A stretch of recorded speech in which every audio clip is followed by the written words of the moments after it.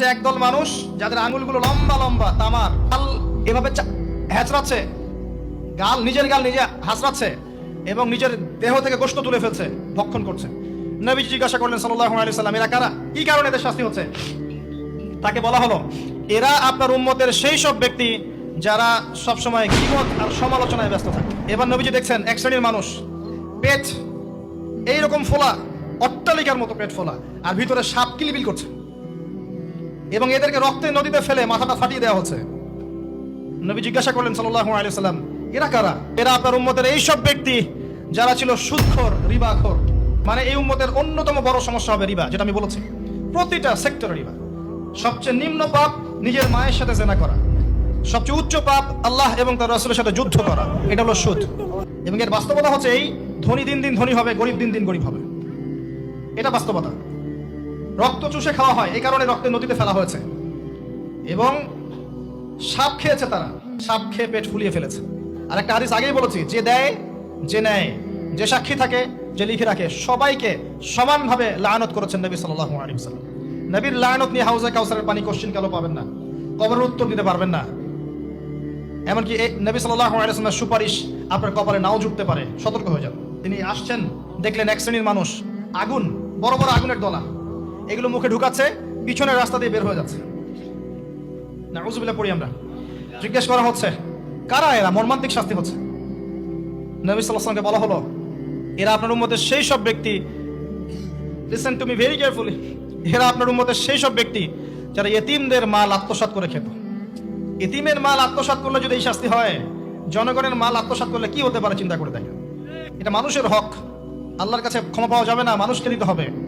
আরো এগিয়ে আসলেন, তিনি দেখছেন, এবার বলতে গিয়ে আমার বুক কাঁপছে। দেখলেন এক শ্রেণীর মানুষ, জিহ্বাগুলোকে টানা হচ্ছে, আগুনের কেচি দিয়ে কেটে দেওয়া হচ্ছে, আবার জিহ্বা জোড়া লাগছে, আবার কেটে দেওয়া হচ্ছে, চলতে আছে অনবরত, কন্টিনিউয়াসলি।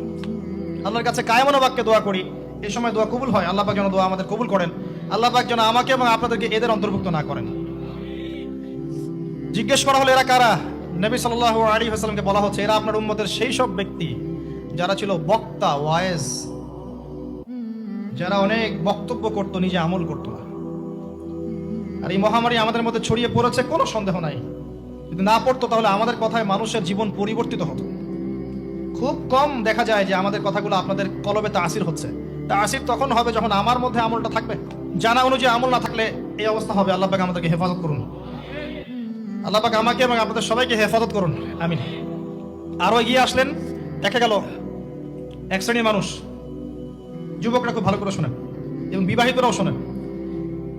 সামনে রাখা আছে ভালো গোশত, বাম দিকে রাখা আছে পচা গোশত, গন্ধ বের হচ্ছে। তারা এই পচা গোশত তুলে তুলে খাচ্ছে, গোগ্রাসে খাচ্ছে, ভালো গোশতের দিকে ভ্রুক্ষেপও করছে না। অবাক হয়ে নবী সাল্লাল্লাহু আলাইহি ওয়াসাল্লাম জিজ্ঞাসা করছেন, এরা কারা? তাকে বলা হচ্ছে, এরা আপনার উম্মতের সেই সব ব্যক্তি যাদের ঘরে পবিত্র স্বামী ছিল, বাইরে অন্য পরপুরুষের সাথে প্রেম করেছে, যাদের ঘরে পবিত্র স্ত্রী ছিল, বাইরে পরকিয়া করেছে।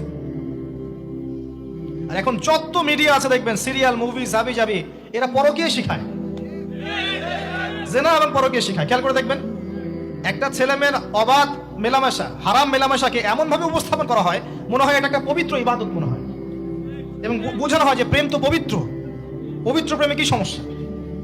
আরে প্রেম পবিত্র তখন যখন আমি আমার স্ত্রীর সাথে প্রেম করব। গোশত খাচ্ছে, পচা গোশত। আর একটা বলি, ঠিক এরপরে নবী সাল্লাল্লাহু আলাইহি ওয়াসাল্লাম দেখলেন একটা চুলা দেখলেন, চুলার নিচের দিকটা হচ্ছে প্রশস্ত, মাথাটা সংকীর্ণ, এরকম, মানে তন্দুর রুটি ভাজে দেখেছেন রুটি যে ভিতরে দেয় একটা এরকম গোল চুলা থাকে, সামথিং লাইক দ্যাট। নিচে দাউ দাউ করে আগুন জ্বলছে, আর এখানে কিছু মানুষকে জ্বালানো হচ্ছে। যখন নিচ থেকে আগুন এরকম করে আসছে, তখন এরা আগুনের তাপে উতলে উঠছে, আগুন নিচে নেমে যাচ্ছে, এরা আবার আস্তে আস্তে নিচে নেমে যাচ্ছে। এভাবেই হাদিসে ব্যাখ্যা করা আছে। নবী সাল্লাল্লাহু আলাইহি ওয়াসাল্লাম জিজ্ঞাসা করলেন, এরা কারা? বলা হলো, এরা আপনার উম্মতের সেই সব ব্যক্তি যারা জেনায় লিপ্ত ছিল। তিনি আরো এগিয়ে গেলেন, জেনা সম্পর্কে কয়েকটা হাদিস এসেছে। তিনি এগিয়ে গেলেন, দেখলেন একটা জায়গা যেখান থেকে দুর্গন্ধ বের হচ্ছে, পাবলিক টয়লেটের চেয়ে প্রকট দুর্গন্ধ, মনে হচ্ছে পাবলিক টয়লেট। নবী জিজ্ঞাসা করলেন সাল্লাল্লাহু আলাইহি ওয়াসাল্লাম, কোন জায়গা থেকে এরকম দুর্গন্ধ আসছে? তিনি বলেন, এটা হচ্ছে জেনাকার, এবং জেনাকারীদেরকে আযাব দেওয়া হচ্ছে, ওদের রক্ত মাংসের পুজের গন্ধ এগুলো। দেখলেন এক শ্রেণীর মানুষকে একটা শরবত খাওয়ানো হচ্ছে, শরবত, জাহান্নামীদের রক্ত মাংস পুজের নির্মিত। তার নাম হচ্ছে তিনাতে খাবাল। কি নাম? তিনাতে খাবাল। কাদেরকে খাওয়ানো হচ্ছে? যারা এই উম্মতের মাদক সেবন করতে, এদেরকে খাওয়ানো হচ্ছে। আমি আপনাকে একটু পিছনে নিয়ে যাই। আলোচনা শুরু করেছিলাম যেখান থেকে, ওই যে মৌলিক সমস্যাগুলো যেটা বলেছিলাম এই উম্মতের মধ্যে এখনো আছে।